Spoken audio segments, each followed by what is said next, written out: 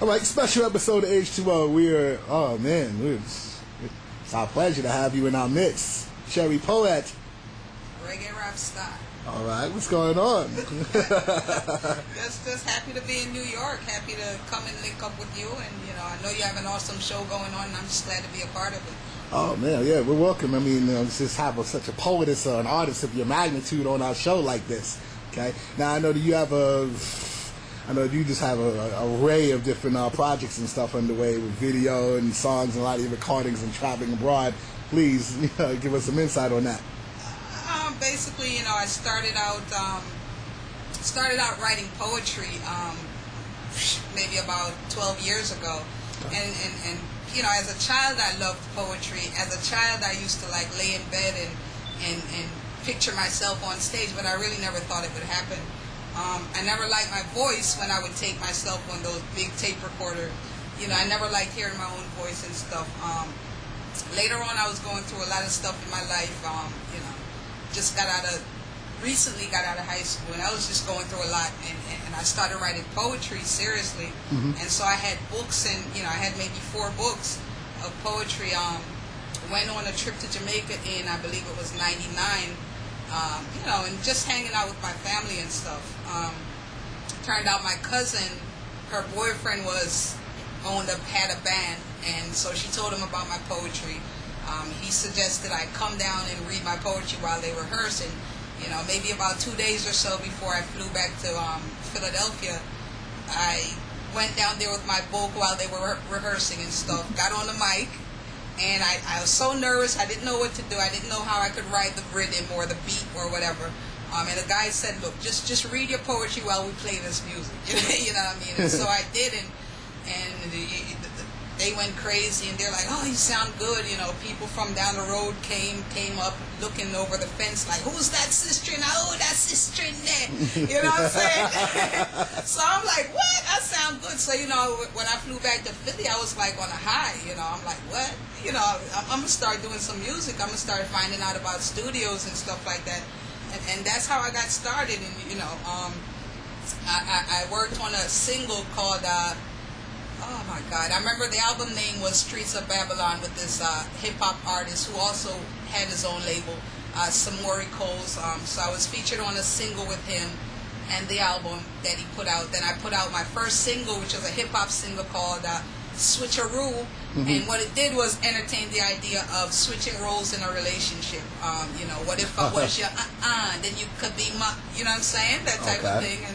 And it sold like crazy in local stores. I put it in stores on consignment, and it sold like crazy. And since then, I've just been doing my music. I've been doing acting and a bunch of other stuff. And I don't want to keep talking, so I'll just let you ask. I'll just let you ask the question. Okay. All right. Well, above all else, I know you initially mentioned Jamaica and everything and stuff. I also know that you was involved in a project down there and stuff. That was you, ambassador of Goodwill. Could you please tell our viewers about that? I was a literacy ambassador / featured artist who I traveled to Jamaica with Janice Wisdom and Read Across Jamaica Literacy Project in 2008. Okay. In 2008. So we traveled to Jamaica. It was a group of maybe about 10 of us. We traveled the whole island, went to maybe 15 schools across the island, donated school books, supplies, and different kinds of stuff, promoting literacy, and I was a featured artist, so I had to perform at all these schools for thousands of students. Each time it was so awesome, leaving, I was showing you some pictures earlier. When I was leaving, they were chasing the bus. Cherri Poet, don't leave. It was awesome. It was an awesome experience to just see how grateful those kids are just to receive a book. Sometimes here when you give kids gifts, you think of, I'm gonna buy a laptop, or I'm gonna buy this big computer, I'm gonna buy this more, bicycle, or you think of spending a lot of money, but then you realize these kids, they really just want to learn, and a simple book can change their lives. You know what I mean? And looking at me as an artist and respecting me as an artist encourages them even more to just go out and read and learn. And I actually made up this song. I don't know if you want to hear it. It was called Read for Your Life. Okay. And it was an interactive song where I got the kids involved. So, you know, I stood before them and I said, all right, repeat after me. What I say, then you say it, right? so I'm going to have you be one of the kids. Okay, Come on, so when I it. say it, you say it. All right, and of course I got kind of crazy. You mind if I stand up for a minute? Come on. Da, da, da. Da, You're not da. doing it. I'm sorry. You're slow, Okay. you're slow. Come on. Okay. Da, da, da. Da, da, da. Da, da, da. Da, da, da. Read for your life. We feel alive. Read to me wise. Read to me wise. Read so you can know. Read so you can know.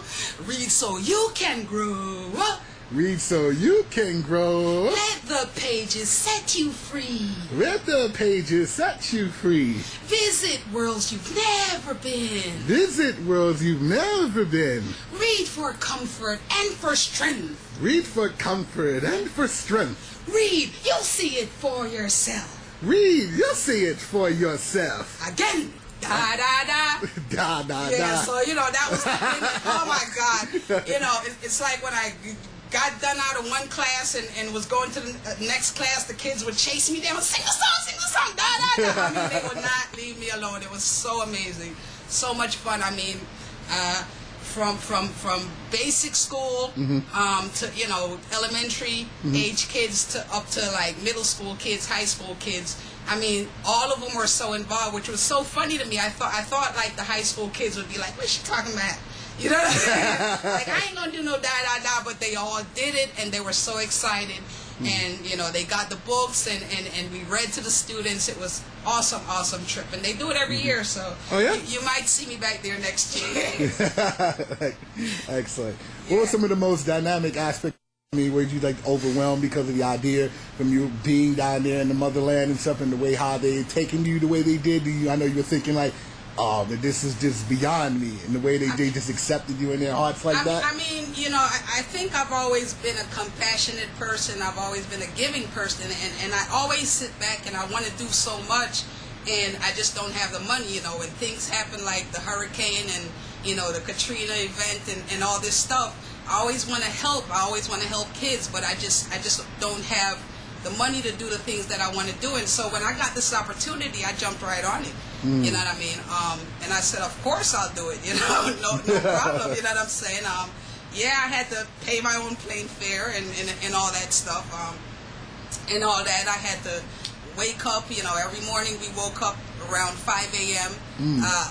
Unpack these huge barrels of books and stuff, you know, that we'd either bought or had donated to us from libraries and different organizations and stuff. And so it was really awesome. It was hectic.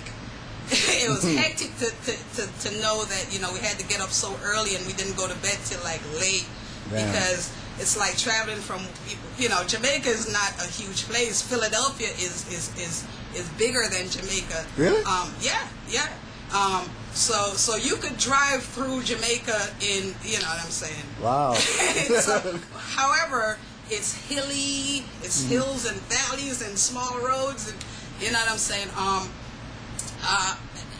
And it was just like driving to these schools, and then you got to go to church, and you know you got to go to this church and meet with the teachers, organizations, and stuff like that, because what they do is, what Read Across Jamaica does is, when they put they travel in the March of each year, May of each year. They also in December, but in May, it's like the week that we go for is aligned with Education Week in Jamaica anyway. Okay. So that whole week, you know, like everything is about education, and it was so funny to me because I've always known island kids to be very smart. You know, they learn at a higher level, if you will. You know, you might have a sixth grader getting calculus, you know what I'm saying, type of thing. And so I thought at first, you know, well, why would I need to encourage kids in Jamaica to read? Because they're smart kids, you know what I mean? They're very book worthy. It's like being a dunce in school is like a bad thing. It's like nobody wants to be your friend if you're dunce. You know, it's not like, you know, where it's cool to be an idiot. You know what I'm saying? It's a different type of place, and however, you know, a lot of kids cannot go to school because they have to pay for it. You know, even the 6-year-old child going to school the parents have to pay for books. I mean, it's not free. You got to pay for uniforms each year to get your uniforms made for your kids, and so a lot of kids don't get to go to school. And these are things that I didn't know, you know, because my mom was a teacher and principal for many years in Jamaica, and you know, so things were kind of different for me in Jamaica. You know, we kind of had it, you know what I mean. So I really didn't know that kids were actually there who just can't go to school because mom just can't pay for it. You know what I mean? Like, I remember one of my cousins showing me I think her daughter was in like the 3rd grade or something, and she was showing me the list of books she had to get for her to start school. And it was like, the bill was like something like $1,500 for these books. And how much is that, like, American? I think right now it's like maybe something like 80 to 1 or something. Damn. Right now, but at that time it was much less to 1. So I mean, it may be, I don't know, $100 here or something. Okay. But still, you know, when you consider what the they're working for and stuff like that, it's just a lot of kids just don't, you know, or you know, you might have a family who has 5 kids and only 3 can go to school. You know what I'm saying? So the other 2, you help out mom around the house and you do what you got to do to help get money in the house. You know what I'm saying? So it was an awesome experience for me. You know, I was really happy to be there. And every time I look at the pictures, you know, I just like, wow. I'm just like, wow, man. One thing that I noticed by observation, even back in Jamaica and everything, how the churches are really immersed into education. Like, I see a lot of makeshift schools were erected from churches, and the churches are actually taking the places, or at least that's the base for the school. Could you touch on that? Yeah, like, I mean, if you go to you know, certain parts, especially like in the country parts, like say St. Elizabeth, or you know, in the country areas, it's like the schools, like, they really need, they don't have what we have. You know, it's like when I was traveling around to different schools and they saw, you know, that I was this artist and they saw my album, immediately they thought, oh wow, this woman is rich and she can help us. And so the school officials would like pull me and like take me up and show me the roof. You know what I mean? Like, look at the roof. We don't even have a library. We don't even have this and that. And it's like, wow. You know, so it's not like kids don't want to learn. They just, I get all emotional, man. You know what I'm saying? But it's not like they don't want to work.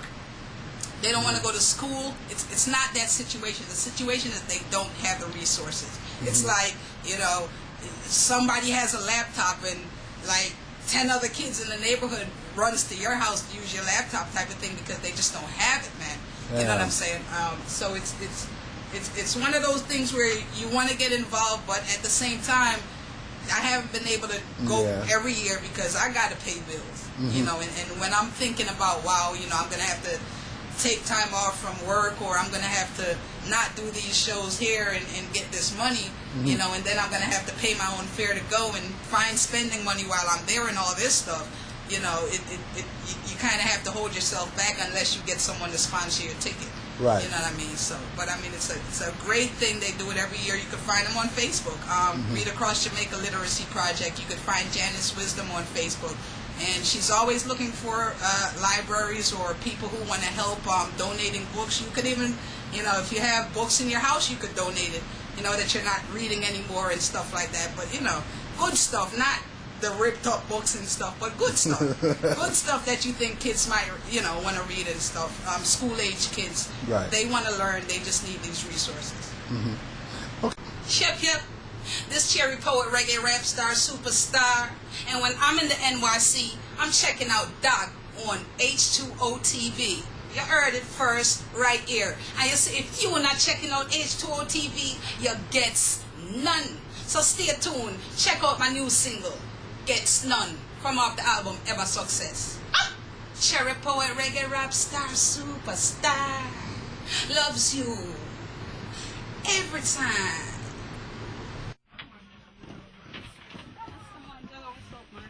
Go on. He's Jesus Christ. So that's the end. Yeah, man. Easy. Yeah, man.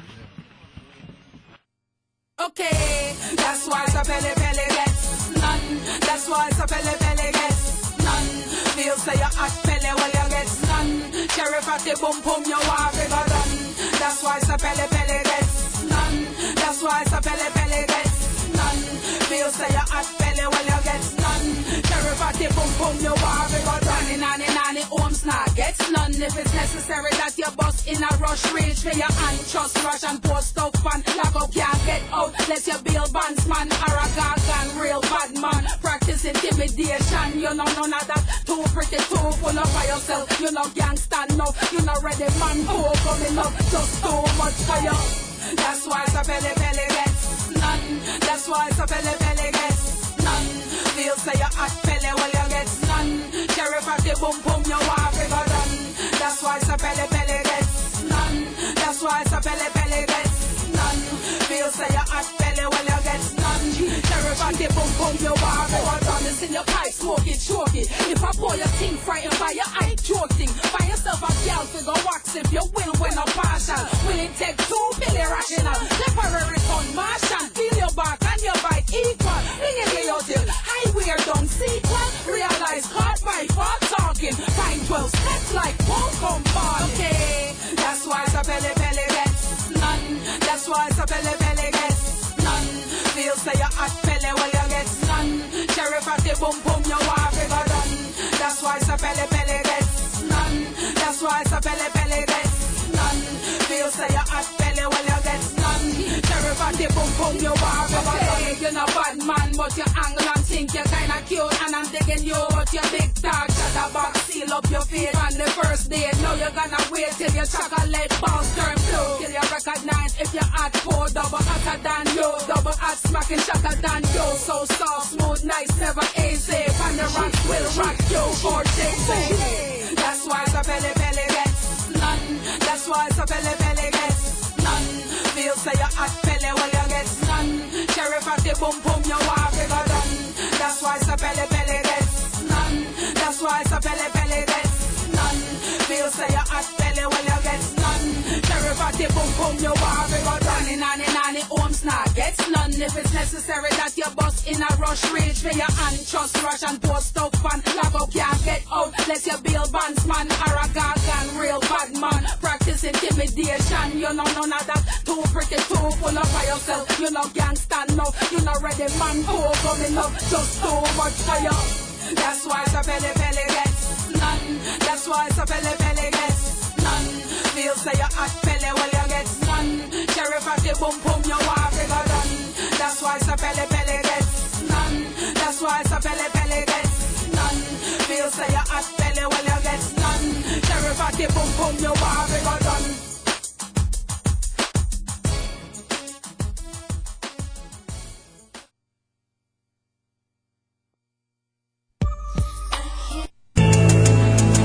Turn the track up a little bit for me.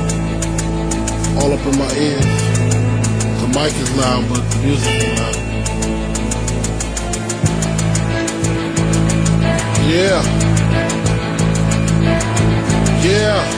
Now the mic is low now. Turn the mic is low now. This is all the way up. Yeah. The music is loud. It's hot.